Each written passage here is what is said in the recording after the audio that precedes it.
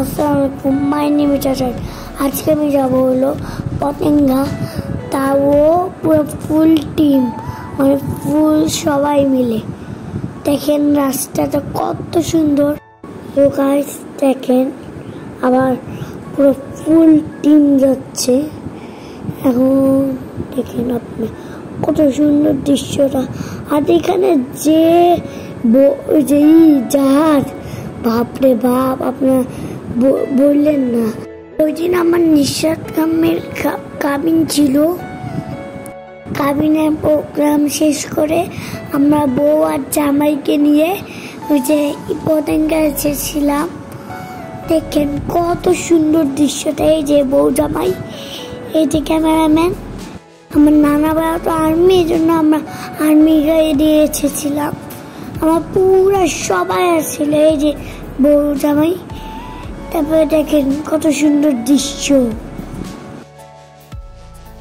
Guys দেখেন কত বড় সমুদ্র, বাবারে বাবা। দেখেন আমরা দুজন এখানে দাঁড়িয়ে আছি। এই যে সবাই, আমি এটার উপরে যখন বসেছিলাম না, ওই সময় এত জোরে ঢেউটা ছিল, আপনারা বললেন না, পুরো আমার ভিজায় দিছে, জানেন না। এই যে এখন ভিজাবে বলো। তারপরে দেখেন আমার নানা ভাই আমার উঠাইতেছে। আর ওখানে পাথর দিয়ে রাখছিল যেন ওই যে ইট যেন না ভাঙে। আর যখন রাত হয় না, ওই সময় পুরা সময় এসে পড়ে, পুরা মানে পুরা ওই যে ওই বর্ডারে পুরা কাছে এসে পড়ে, পুরো বর্ডার, মানে বর্ডারটা আছে না একটা বর্ডার, ওই বর্ডারটার কাছে এসে পড়ে।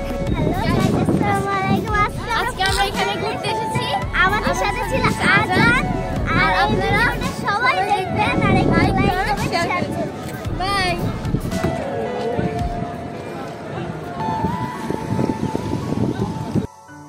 আমরা চলে যাব এখন। যাওয়ার আগে কয়টা ছবি তুলে দিচ্ছি। এটা আমার রাসেল মামার বাইক। তাই এটা দিয়ে আমি আর আমার নানা ভাই ঘুরবো একটু, তারপর আবার যাবো বাসায়।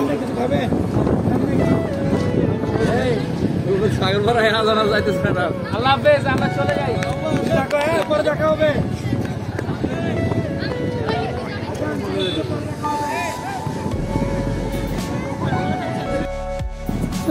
আমি নানা ভাইকে ভয় দেখাইছি যে আমি যাবো না বলে ভয় দেখাইছি।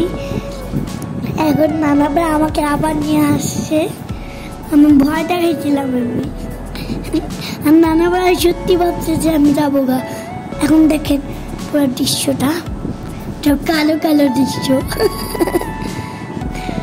এখন রাত 8টা। আমরা এখন চলে যাব। বা tata, bye bye, like comment share করে দিন। টাটা।